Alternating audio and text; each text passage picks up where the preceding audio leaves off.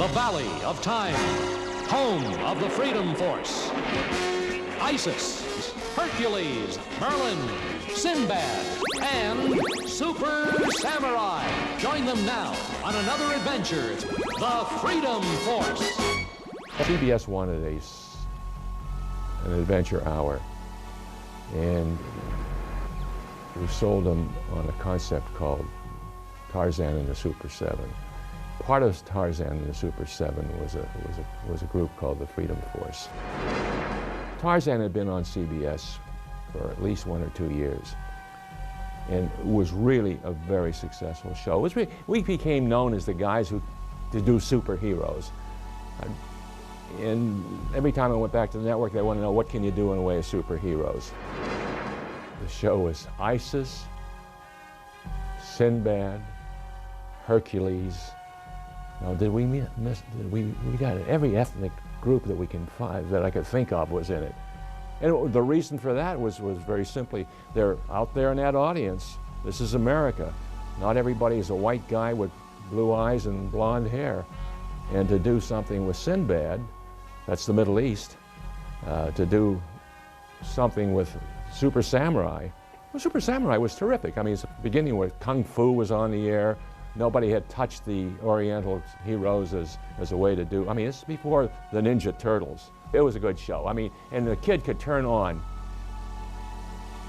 Tarzan and the Super 7 and have a half-hour worthwhile, really well thought about and well conceived and produced animation. I got my start at Filmation in a rather unusual way. I walked in the door about 5 minutes after Lou Scheimer said we need another staff writer and fast. I had just been discharged from the U.S. Army. I had been an information specialist, which is a fancy way of saying journalist, and I had written some short stories, and I was just hitting every studio in town, and Filmation was the last one on the list. And I arrived just at the time when they were desperately in need of a staff writer. So I ended up going on staff and writing for a variety of shows there. My very first job at Filmation was for a series called Starlight and Sunbright, or Sunlight and Starbright, I can't remember. It was originally going to be part of Tarzan and the Super 7, but we could never ever get enough scripts for it. We just had the worst time in the world just putting scripts together. So that was the first project I worked on at Filmation. I then went to the Freedom Force, and after Freedom Force, then I moved over to the Fabulous Funnies. Freedom Force was a variation of like the Justice League of America or the Avengers over at Marvel, which is a group of superheroes who come together to fight a particular problem or a particular menace. And there were a variety of things that were done in the show. My particular episode involved a giant robot. Now, I was considered for a long time the giant robot nut in animation, because I was familiar with the Japanese giant robots that were being made at that time with like Mazinga and Gigantor and King Raideen and things like this.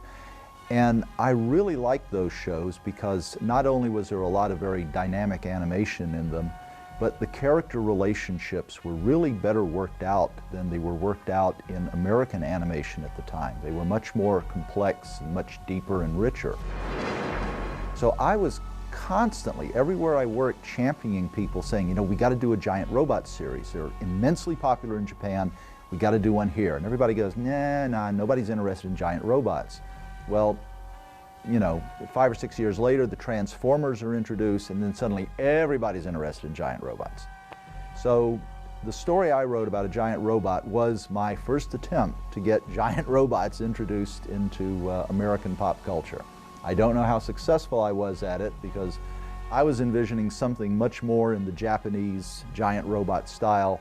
And as I recall, this looked more like just a tin can with the accordion arms coming out the side.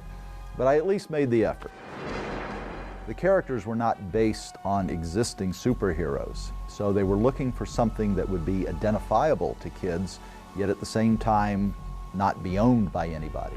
And the idea came up, well, let's do historical and mythological characters. So they had Isis, which I think was already a live action show at that point. They had Hercules, they had Sinbad, they had a samurai character. So we just kind of generally mixed and matched stuff as we went along.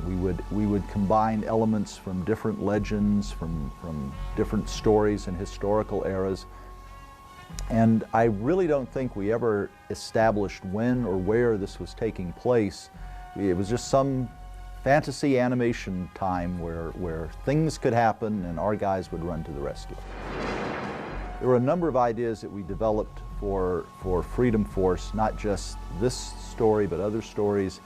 And the problem was always we would come up with a great idea and then we would run afoul of network programming practices.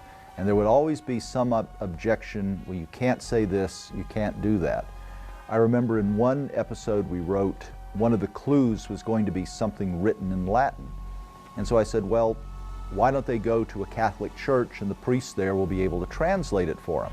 They said, oh, no, we can't have churches in it. We can't even mention Catholicism. And I said, we're not advocating it. We're simply saying a Catholic priest would know Latin. You know, and Catholic priests exist in the real world. No, we can't do that. So we came up with some other cockamamie way of decoding whatever it was we had to decode. Filmation was the first studio I worked at, and it's one of the ones I loved best working at. Budgets were always tight there. We were always under deadline, but there was a sense of camaraderie and just enthusiasm that was lacking at many of the other studios I worked for. Some of my best friends who I've worked with for a long time and have known for ages, some of my best friends were people that I had met there at Filmation.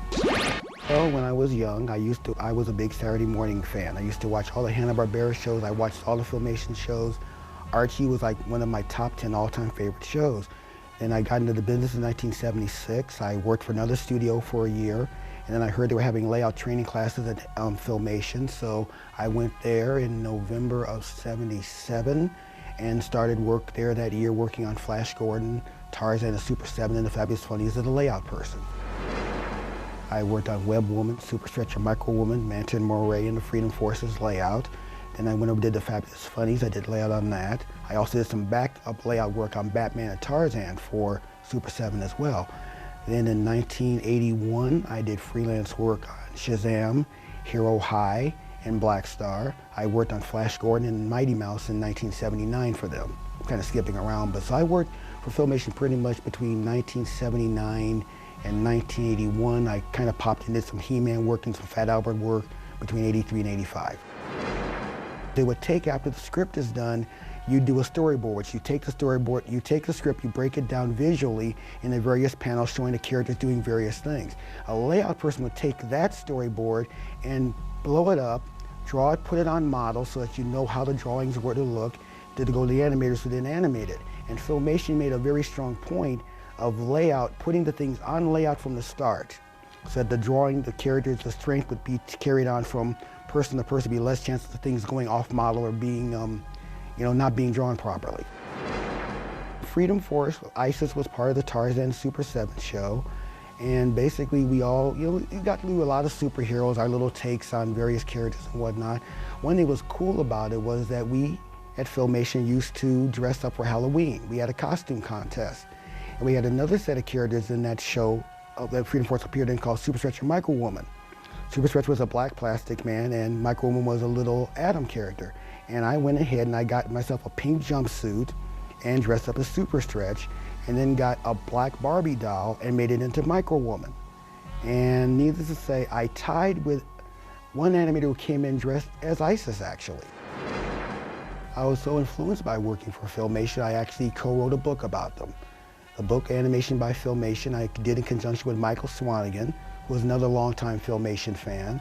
And it was kind of our little love letter to a company that we hope will survive the test of time, that people will know more about. And as time goes by, people will get to realize was much a part of their lives as was Michael's and mine. One thing I used to kind of get ribbed at the studio was I used to make tapes of the stuff. I would tape all the cartoons and the guys would go, "Why are you taping this stuff?" And I would go because someday people are going to appreciate it. They're going to like it as much as I do. And it's kind of nice to know that 25 years later I've been proven right. It's really going to be cool for you guys to buy these DVDs, because then you'll discover on these DVDs the magic of Filmation I discovered first 25 years ago, first as a fan and then as an employee.